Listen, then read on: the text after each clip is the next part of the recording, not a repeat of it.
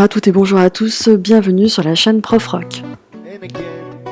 Alors en classe de première S, on s'était intéressé au modèle d'oxydoréduction qui permettait d'interpréter, de modéliser donc certaines réactions, les réactions dites d'oxydoréduction. Ce modèle peut être appliqué à d'autres types de réactions, mais parfois il est plus aisé d'utiliser un autre type de modèle, un modèle plus simple à manipuler, plus facile, le modèle des réactions acido-basiques, qui permet d'expliquer certaines réactions, en tout cas un autre type de réaction que les réactions d'oxydoréduction. C'est l'objet ici de cette vidéo intitulée Réaction acido-basique. Alors, le personnage principal de l'histoire, ça va être l'ion H3O+, qui s'appelle l'ion oxonium. En effet, qui dit réaction acido-basique dit acide et base, et donc on a en tête la notion d'acide et de base.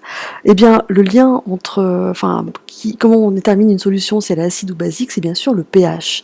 Eh bien, le lien entre le pH et le caractère acide ou basique d'une solution, ça va se faire par l'intermédiaire de l'ion oxonium. Alors, pH, c'est un P minuscule et un H majuscule, potentiel d'hydrogène. Mathématiquement, le pH est égal à moins log de la concentration des ions oxonium dans la solution. Cette formule, elle fonctionne pour les solutions aqueuses et pour des concentrations en ions oxonium inférieures à 0,10. En effet, on le verra un peu plus loin, toutes les solutions aqueuses contiennent des ions oxonium. Et la concentration de ces ions oxonium va calibrer le pH. Alors, en général, on n'a pas d'appareil qui mesure les concentrations des ions H3O+. En revanche, on a des pH mètres. Donc l'idée, ça va être comment à partir d'une mesure de pH, on va pouvoir en tirer l'information de la concentration en ions H3O+. Et bien tout simplement, grâce à cette formule, concentration d'H3O+ égale à 10 puissance moins pH, en effet, le logarithme décimal, son opérateur réciproque, c'est 10 puissance. Et 10 puissance a pour opérateur réciproque logarithme. Un petit peu comme plus l'addition et l'opérateur réciproque de la soustraction et réciproquement. Alors, pour mémoire, pour un pH compris entre 1 et 7, on a une solution acide, entre 7 et 14 basique, et pour un pH 7, c'est neutre. Premier défi que je vous propose, à quelle concentration d'ion oxonium ces valeurs de pH correspondent-elles? Vous mettez sur pause et vous lancez après. Alors, rien de plus facile, puisqu'il vous suffit de faire 10 puissance moins pH, autrement dit 10 puissance moins 1, 10 puissance moins 7, 10 puissance moins 14. On n'est pas surpris de voir quand le pH augmente, la concentration en ion oxonium diminue. Autrement dit, l'échelle des pH et l'échelle des concentrations en ion oxonium évoluent dans des sens contraires. Alors, pour mesurer donc justement le pH, je reviens là-dessus, on peut utiliser un pH mètre qui donne souvent par exemple deux chiffres de décimales, 2 chiffres après la virgule, mais quand on calcule la concentration en ion oxonium à partir d'une valeur de pH, il faut ne garder que 2 chiffres significatifs à la fin. Le papier pH, lui, donne le pH à une unité près en comparant la couleur prise par un papier avec celle du nuancier, et les indicateurs colorés sont des substances dont la couleur change. Ici, en fonction du pH. À gauche, c'est le fameux bleu de bromothymol, qui est jaune pour un pH plus petit que 6, vert pour un pH entre 6 et 7,6, qu'on appelle la zone de virage, et bleu, par exemple, pour un pH supérieur à 7,6. La phénolphtaléine, alias Fifi, qui est incolore pour un pH plus petit que 8,2, et rose pour un pH plus grand que 10, et puis l'hélianthine, qui est rouge un peu pour un pH plus petit que 3,1, et jaune très clair pour un pH de 4,4. Donc ça c'est pas très précis, indicateur coloré. Alors pour revenir justement sur notre notion de départ, on doit à Lori et Bronsted cette fameuse théorie des réactions acido-basiques. C'est une façon d'interpréter un certain type de réaction, de modéliser ce qui se passe. En l'occurrence, c'est à eux qu'on doit la notion de couple acide-base. Je m'explique. Selon Lori et Bronsted, un acide est une espèce susceptible de céder un ou plusieurs protons qu'on note H+. Alors c'est une notation propre au monde des chimistes, existe la notation des protons comme on l'a vu en physique nucléaire. Une base, elle, c'est le contraire, c'est une espèce qui est susceptible de capter un proton, et à tout acide correspond une base conjuguée réciproquement, un petit peu comme à tout oxydant correspond un réducteur conjugué réciproquement. En termes de notation, on va garder la notation de couple avec le slash. À gauche du slash, on met l'acide, à droite, on met la base. On note en général AH, la formule générale d'un acide, et A-, la formule de sa base conjuguée.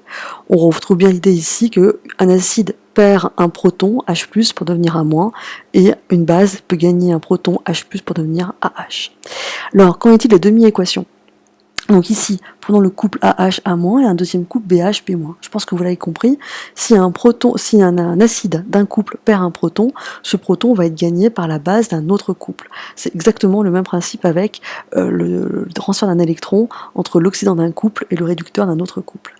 Alors, il vous suffit d'écrire les deux demi-équations, et quand on somme membre à membre les demi-équations, on se retrouve avec un proton de chaque côté de cette double flèche, je ferai un commentaire dans quelques secondes, et donc il se simplifie. Autrement dit, on a bien l'acide d'un couple AH qui réagit avec la base d'un autre couple. En l'occurrence, AH va céder un proton à B-, B- va capter ce proton pour devenir BH, et AH, en perdant son proton, devient A-. Un focus sur la notation, on verra que dans certains cas, on mettra une double flèche, tout simplement pour dire que cette équation peut s'écrire dans le sens contraire. Alors, H2O, est-ce que c'est un acide ou une base ? Alors, H2O, c'est un petit peu un cas particulier, puisque c'est à la fois l'acide d'un couple, le couple H2O, HO-, et c'est aussi la base d'un autre couple H3O+, H2O, avec les demi-équations que je vous ai mises ici. Conclusion, on dira d'H2O que c'est les deux, finalement.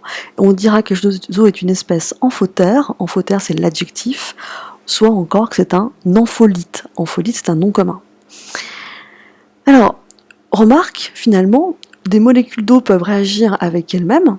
H2O plus H2O plus H+, donne HO- plus H+, plus H3O+, donc les H+, se simplifient. Finalement, des molécules d'eau entre elles se dissocient toujours en ion HO- plus H3O+. Cette équation s'appelle l'autoprotolyse de l'eau. C'est la raison pour laquelle, en solution aqueuse, il y a toujours des ions H3O+, en présence, ainsi que des ions HO-. D'ailleurs, ce qui est intéressant, c'est que cette équation, à 25 degrés, si on multiplie les concentrations des ions HO- avec les ions H3O+, eh bien, ce produit de concentration est égal à 10 puissance moins 14. Sans unité, je ne fais pas de commentaire là-dessus. À 25 degrés. Si la température augmente, ce produit de concentration, sa valeur augmente.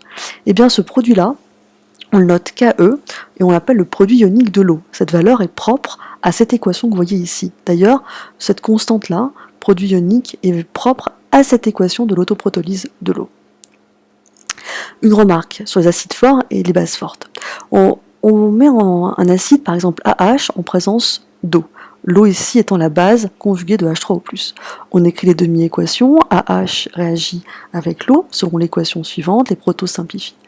Dans cette configuration-là, à peine on met l'acide dans l'eau, celui-ci est complètement dissocié, et il n'y en a plus du tout à la fin de la réaction. On mettra à ce moment-là une flèche simple, on parlera d'un acide fort car il est complètement dissocié. Exemple d'acide fort, c'est le chlorhydrogène qu'on dissout dans l'eau pour former de l'acide chlorhydrique, c'est l'acide nitrique, l'acide sulfurique. Exemple de base forte, c'est l'hydroxyde de sodium qu'on dissout dans l'eau pour former des ions HO-, etc. Un petit défi, écrire l'équation de réaction entre de la soude en solution et l'acide chlorhydrique. Donc, comme toujours, vous mettez sur pause et vous relancez après. Alors, la soude dans l'eau, donc ça donne Na+, plus HO-. Donc HO- c'est la base conjuguée de H2O.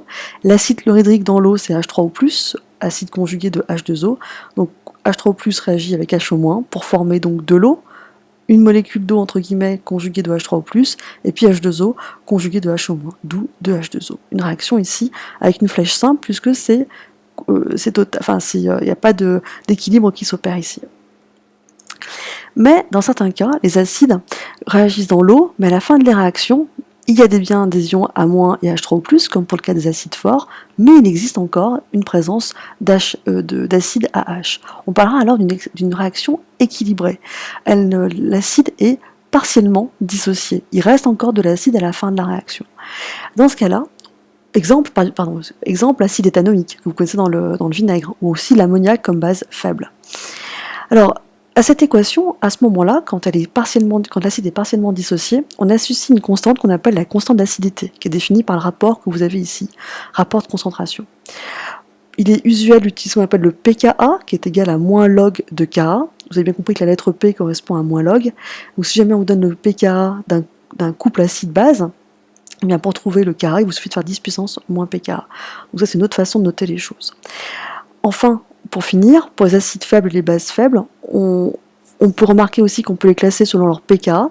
Plus le pKa est fort, plus l'acide faible est faible, j'ai envie de dire. Et inversement, un couple, par exemple H3O plus H2O qui a un pKa faible, 0 ici, eh bien, il sera plus fort. Par exemple, le H3O+ sera un acide plus fort que HCO2H qui a un pKa plus élevé. Terminons par ce qu'on appelle le domaine de prédominance. Quand le pH est égal à un pKa, alors les concentrations de l'acide faible et de sa base conjuguée sont égales. Pour un pH plus petit que pKa, c'est la forme acide faible qui prédomine, qui est majoritaire. Pour un pH plus grand que pKa, c'est la base conjuguée de l'acide faible A- qui est majoritairement présente en solution. Ce diagramme, bien sûr, n'a de sens que pour les acides faibles et les bases faibles. Voilà. Alors pour digérer tout ça, parce que c'était très dense, je vous conseille vivement de faire beaucoup d'exercices et vous verrez que c'est un point, là une fois de plus, un autre